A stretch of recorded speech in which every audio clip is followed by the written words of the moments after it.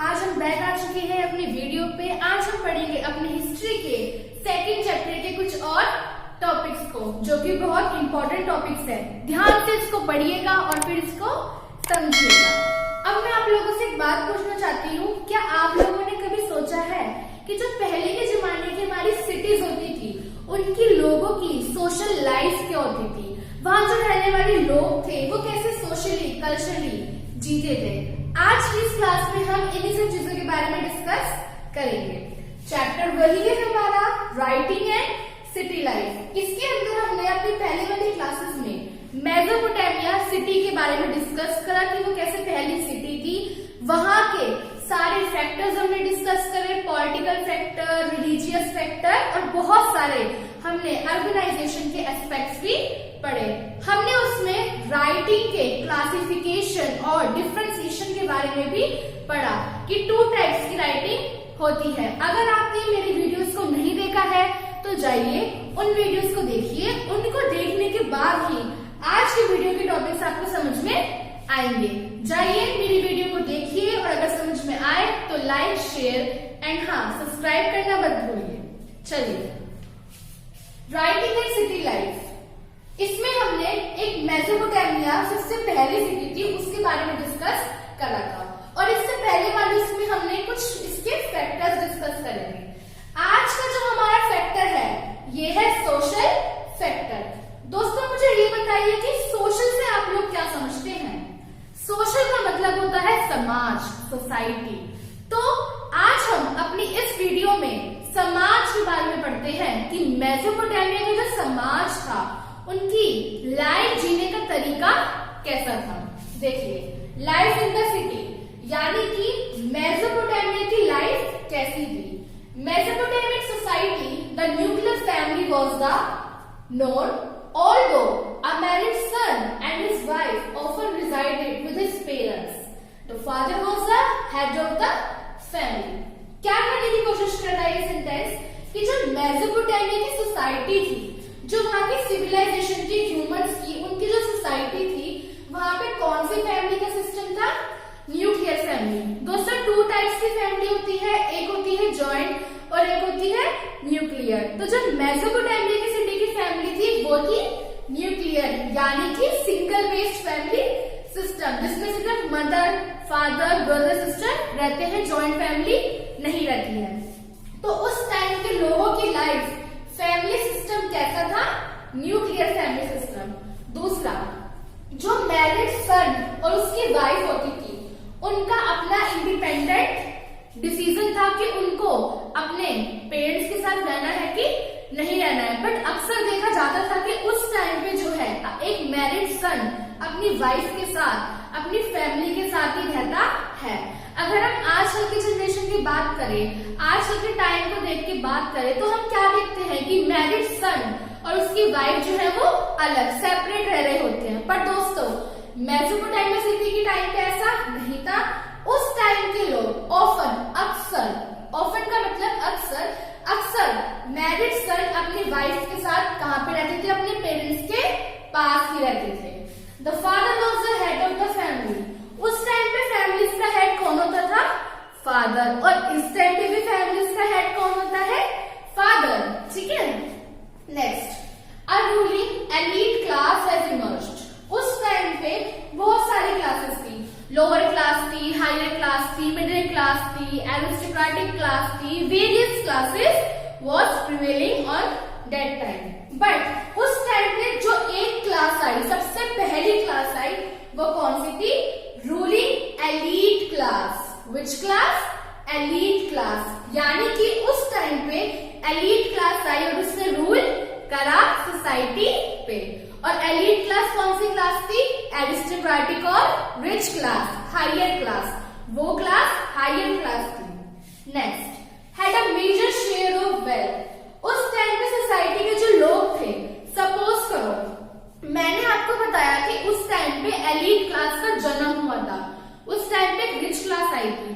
तो भाई जब वो रिच है तो ऑब्वियस है इस वाले पॉइंट का मतलब कि उनकी वेल्थ बहुत ज्यादा थी, उनकी जो संपत्ति थी वो बहुत ही ज्यादा थी। तो इस पॉइंट में यही बताना चाह रहे हैं हम कि उस टाइम के लोगों के पास जो वेल्थ का शेयर था वो बहुत ही हाई क्वांटिटी में होता था। फॉलोड न्यूक्लियर फैमिली सिस्टम, वो कौन सी फैमिली सिस्टम फॉलो करते थे? Nuclear family. Patriarchal system, patriarchal क्या होता है? पैट्रियार्कल सिस्टम एक ऐसा सिस्टम होता है जहां पे मैन रूल करता है, मैन डोमिनेट करता है वुमेन को, ठीक है। Patriarchal society is that society जिसमें मैन जो है रूल करता है, मैन के ही सारे डिसीजन होते हैं और basically womens are not independent in that system according to patriarchal norms, according to patriarchal conditions. Patriarchal का मतलब यही होता है कि ऐसी सोसाइटी जहां पर एक मैन, एक आदमी का रूल होता है, जहां पर सबको उस आदमी की बात माननी पड़ती है, तो पैट्रियार्कल सिस्टम था वहां पर। दूसरा, कंडीशन ऑफ वुमेन, वुमेन की कंडीशन कैसी थी? अगर हम बात करें वुमेन की कंडीशन की उस टाइम पे, तो मैं बताना चाहूंगी कि हर चीज का फर्स्ट पार्ट और सेकंड पार्ट होता है। जैसे कि अगर मैं आपसे बात करूं 2019 के बारे में, तो 2019 का फर्स्ट पार्ट यानी कि शुरुआत के मंथ और लेट पार्ट यानी कि जो ये मंथ चल रहे हैं नवंबर दिसंबर, ये है ना, तो हर चीज का हर पार्ट के पार्ट्स होते हैं। ऐसे ही जो हमारी सिटी थी सबसे पहले मेसोपोटामिया, उसके भी दो पार्ट्स थे, अर्ली मेसोपोटामिया और लेट मेसोपोटामिया, यानी कि जो शुरुआत की मेसोपोटामिया के जो साल थे उस टाइम पे वुमेन की कंडीशन बहुत ही अच्छी थी, वो इंडिपेंडेंट थी, वो जहां चाहे अथॉरिटी में काम कर सकती थी, गवर्नमेंट के उसमें काम कर सकती थी, उनको हर चीज के राइट थे, वो किसी पे डिपेंडेंट नहीं थी। बट अगर हम बात करें लेट मेसोपोटामिया सिटी की, यानी कि मेसोपोटामिया की सिटी के अंत से पहले कुछ मंथ्स की या फिर कुछ साल की कहिए, तो हम अगर उस सिचुएशन की बात करें तो उसमें वुमेन की कंडीशन थोड़ी सी खराब थी, थोड़ी सी बैड थी। और बैड क्यों थी? क्योंकि वहां पे किसका रूल था? कौन सा सिस्टम था? Patriarchal system. वहां पे पैट्रियार्कल सिस्टम था, इस वजह से लेट मेसोपोटामिया में वुमेन्स की कंडीशन बहुत ही बैड थी और अर्ली मेसोपोटामिया में वुमेन्स की कंडीशन गुड थी। Next, system of marriages. उस टाइम की मेसोपोटामिया की सिटी में मैरिज का सिस्टम कैसा होता था? जो मैरिज का सिस्टम था उस टाइम पे वो अरेंज मैरिजेस था। उस टाइम पे love marriages were not allowed, उस टाइम पे अरेंज मैरिजेस हुआ करती थी।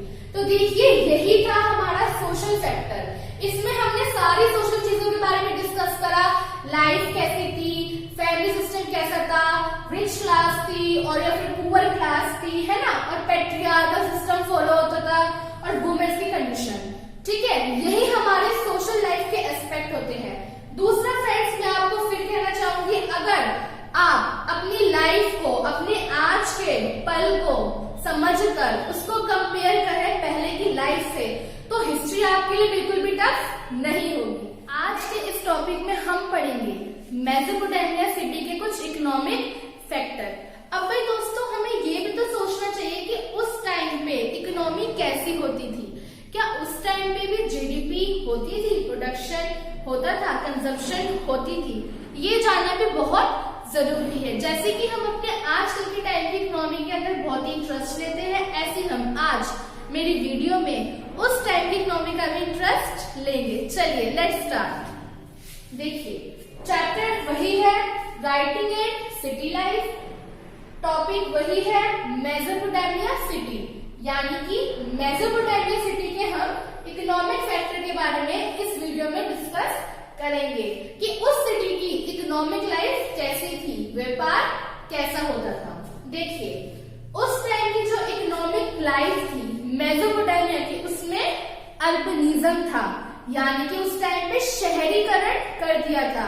अर्बनिज्म का मतलब होता है शहरीकरण, और शहरीकरण जब होता है जब हम किसी रूरल साइट को अर्बन में कन्वर्ट करते हैं, जहां पे शहरीकरण का मतलब होता है जहां पे सारी मॉडर्न चीजें होती हैं।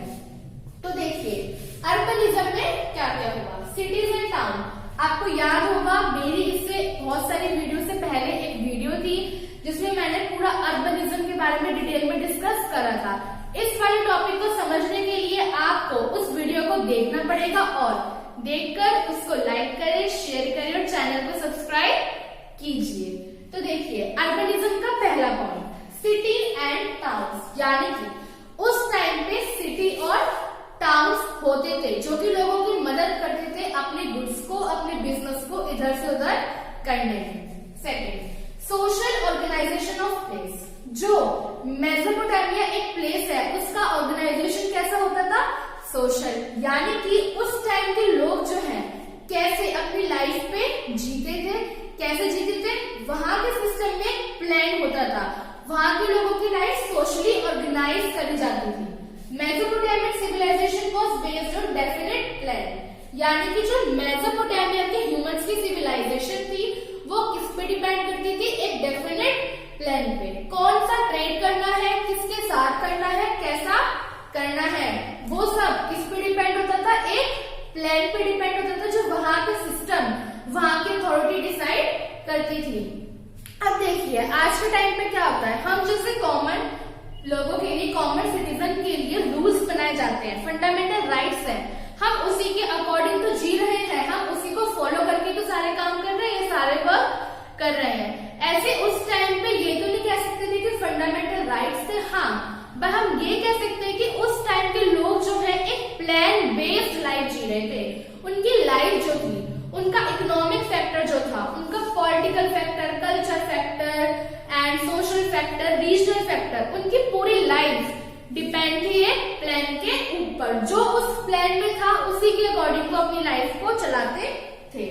Next, record of transaction, urbanism के अंतर्गत किसकी शुरुआत हुई, रिकॉर्ड ऑफ ट्रांजैक्शन, यानी कि चाहे वो ट्रांजैक्शन मॉनेटरी हो चाहे अनमॉनेटरी हो, फर्क नहीं पड़ता, बट उस ट्रांजैक्शन को हमें रिकॉर्ड करना है। और रिकॉर्ड ऑफ ट्रांजैक्शन की वजह से ही किसका डेवलपमेंट हुआ था, राइटिंग का, क्योंकि इतने सारे ट्रांजैक्शन होते हैं, इतना सारा रिकॉर्ड होता है, उसको हम अपने माइंड में तो नहीं संभाल के रख सकते ना, तो इसी चीज के लिए अपने ट्रांजैक्शन को रिकॉर्ड करने के लिए ही शुरुआत करी गई थी राइटिंग की। Writing began in 3200 BCE, writing की शुरुआत कब हुई थी, 3200 BCE में। और फिर राइटिंग को किस नाम से जाना गया, writing became as a record of transaction, जैसे कि मैंने आपको अभी कुछ सेकंड पहले बताया, और जब मैंने राइटिंग के टॉपिक के बारे में पूरा डिस्कस करा था उस वाली वीडियो में भी राइटिंग का पूरा एक्सप्लेनेशन दे रखा है मैंने, जाइए उस वीडियो को देखिए, लाइक शेयर एंड चैनल को सब्सक्राइब करना मत भूलिए। उस वाली वीडियो में भी और अभी मैंने ये बताया है आपको कि राइटिंग, रिकॉर्ड्स ऑफ ट्रांजैक्शन की वजह से ही राइटिंग की शुरुआत हुई थी। उस टाइम के लोगों को ये नहीं पता था कि भाई हमें राइटिंग की शुरुआत करनी है किताबें बनाने के लिए या फिर किताबें पढ़ने के लिए या फिर ऐसे वगैरह बनाने के लिए। उस टाइम के लोगों को राइटिंग की शुरुआत करनी पड़ी as a record of transaction. उन्हें अपने जो ट्रांजैक्शन, बिजनेस के जो ट्रांजैक्शन हो रहे थे, उनका जो व्यापार हो रहा था उसको उन्हें नोट डाउन करना था।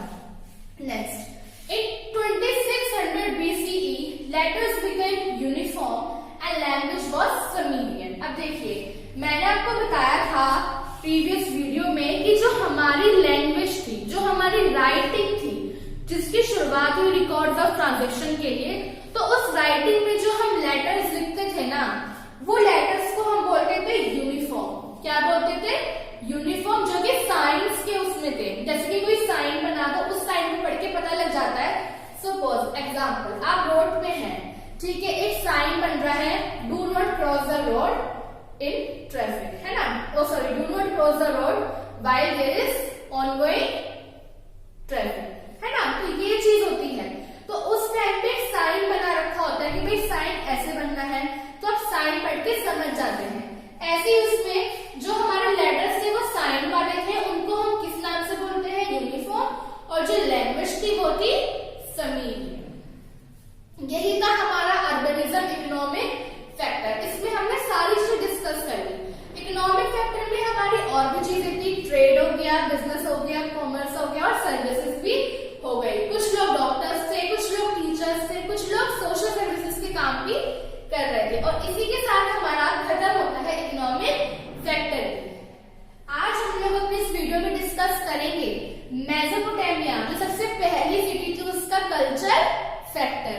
अगर आपने इस वीडियो से पहले दूसरी वीडियोस नहीं देखी हैं जिसमें मैंने बहुत सारे और फैक्टर्स के बारे में डिस्कस करा है, जाइए उसे देखिए, लाइक करिए, शेयर करिए एंड सब्सक्राइब करना मत भूलिए। देखिए, कल्चर की बात जब हम करते हैं मेसोपोटामिया की सिटी के रिगार्डिंग, तो उस कल्चर के अंदर हम बात करेंगे राइटिंग की, क्योंकि उस टाइम पे क्या चीज प्रिवेल थी? राइटिंग। उस टाइम पे मेसोपोटामिया में सबसे ज्यादा इंपॉर्टेंट चीज क्या थी? राइटिंग। तो आज हम लोग अपने कल्चर फैक्टर के अंदर राइटिंग के बारे में बात करेंगे। देखिए, पहला टॉपिक है सिस्टम ऑफ राइटिंग, यानी कि राइटिंग का सिस्टम कैसा था। Writing was a skilled craft. जो हमारी राइटिंग थी वो एक किस टाइप की थी? स्किल्ड क्राफ्ट की टाइप की थी, ड्राइंग टाइप में थी, कुछ क्राफ्ट टाइप में थी, साइंस बने हुए थे, लेटर्स थे। It conveyed in visual form of system of sounds of particular language.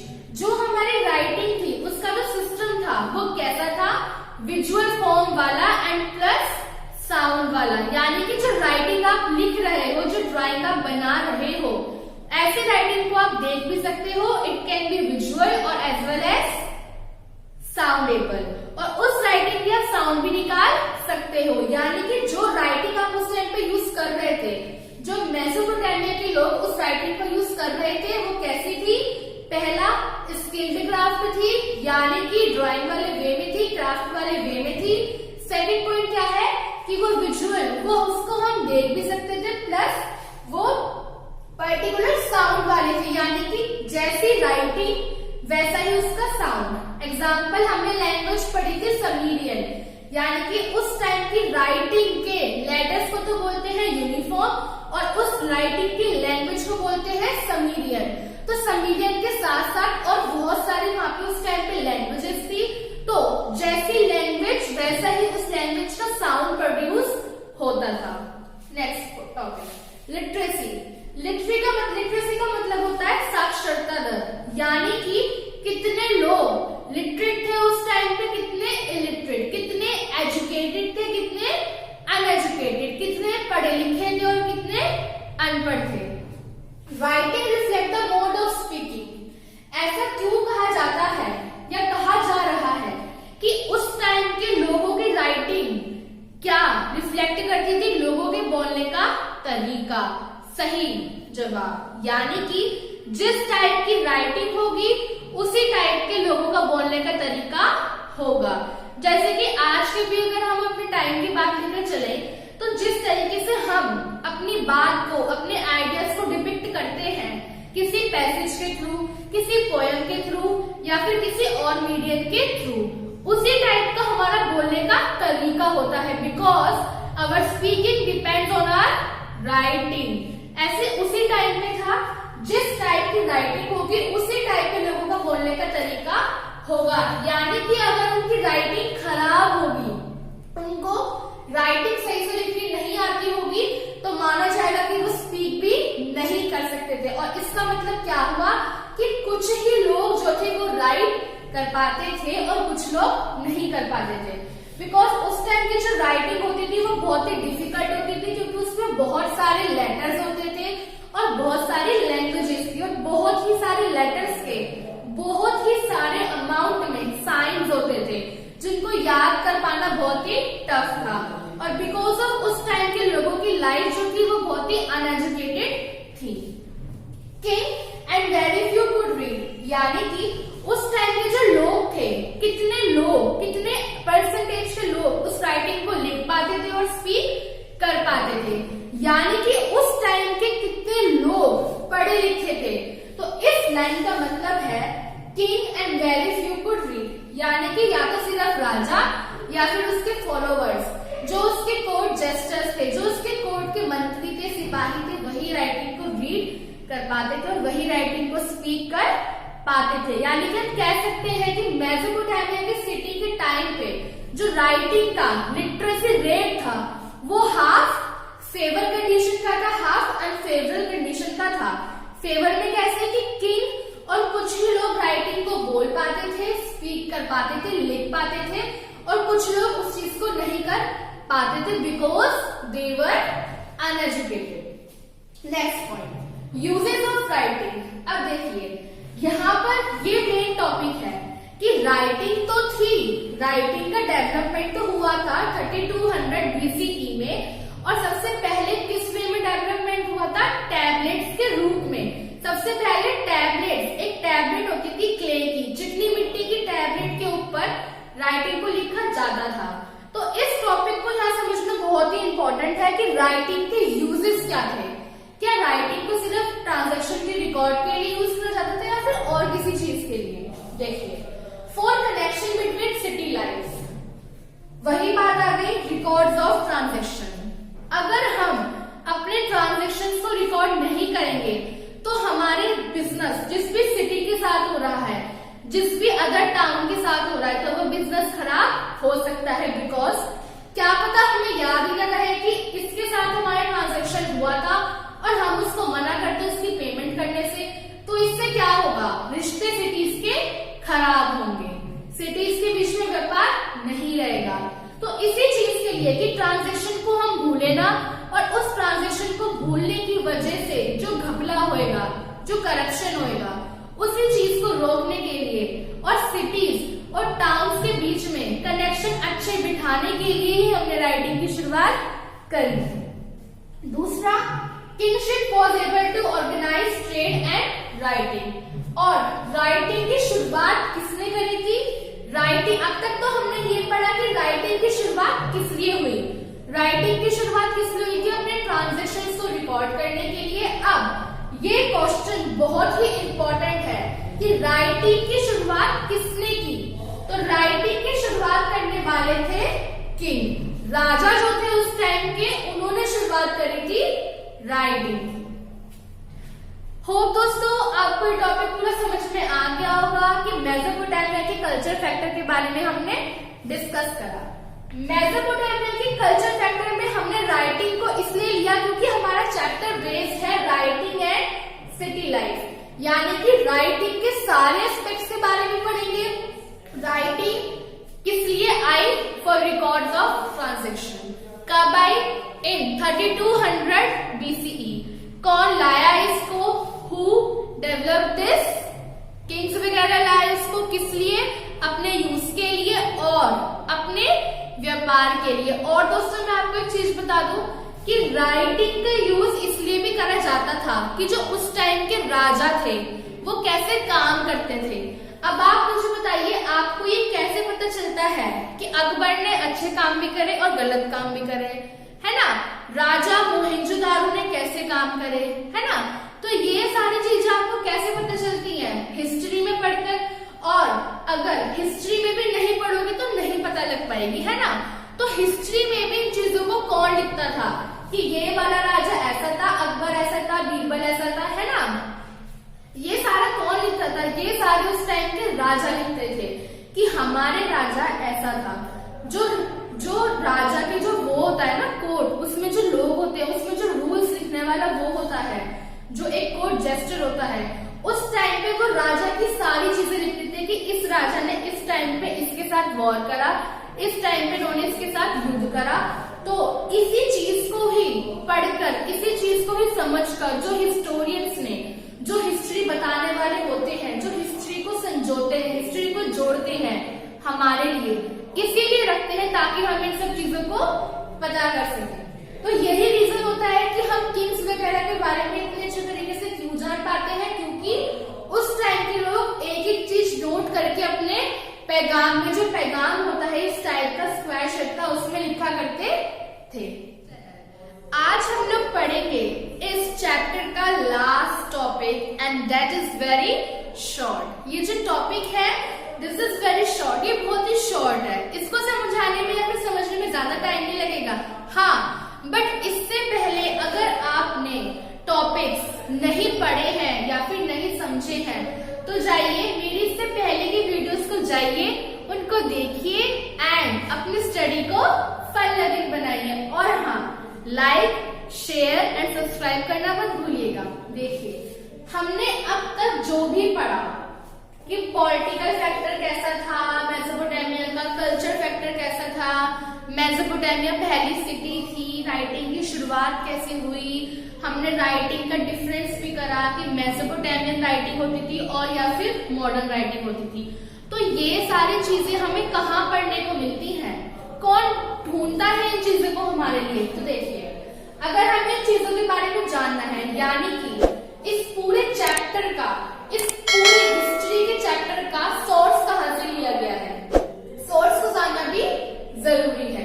तो देखिए, अगर जब हमने इन सब चीजों को पढ़ा तो ये सारी चीजें हमें कहाँ से पढ़ने को मिलती है? या तो टैबलेट्स, उस टाइम में टैबलेट्स लिखी जाती थी, क्ले होती है ना, चिकनी मिट्टी, उसकी छोटी छोटी स्क्वायर या फिर रेक्टेंगल शेप की टैबलेट्स होती थी। उस टाइम पे लोग उन टैबलेट्स को लिख के छोड़ दिया करते थे यूं ही, और उन्हीं टैबलेट्स को हमारे हिस्टोरियन, हमारे आर्कियोलॉजिस्ट ने उनको कलेक्ट करा और हमारे लिए मटेरियल सोर्स इकट्ठे करके रखे, जिससे हमें पहले के लोगों के पास्ट के बारे में पता चल सके। तो टैबलेट्स को पढ़कर हमें पता लगता है, जिसकी शुरुआत हुई थी 3200 BCE में। दूसरा, हम अगर बाइबल को पढ़ते हैं तो बाइबल को पढ़ के भी हमें पता लगता है, और बाइबल कौन से वाली? ओल्ड टेस्टामेंट वाली, जो पुरानी क्रिश्चियनिटी की बाइबल है उसमें। Third, British museum. अगर आप ब्रिटिश के म्यूजियम में चले जाएंगे तो वहां पे ये चीजें एग्जैक्ट है कि म्यूजियम में, जैसे कि टैबलेट्स, जो सबसे पहली पाई जाने वाली टैबलेट थी वो टैबलेट भी होगी वहां पर। तो ब्रिटिश म्यूजियम जाइए, एक्सप्लोर करिए और हिस्ट्री को बहुत ही नजदीकी से देखिए। दूसरा, टेक्स्ट। जो हम टेक्स्ट पढ़ते हैं, हमारी बुक्स, हमारी गाइड्स, हमारे नोट्स, इन सब चीजों को पढ़कर हमें पता चलता है। तो यही सोर्सेज होते हैं जो हमारी हेल्प करते हैं हिस्ट्री को बहुत ही बेटर वे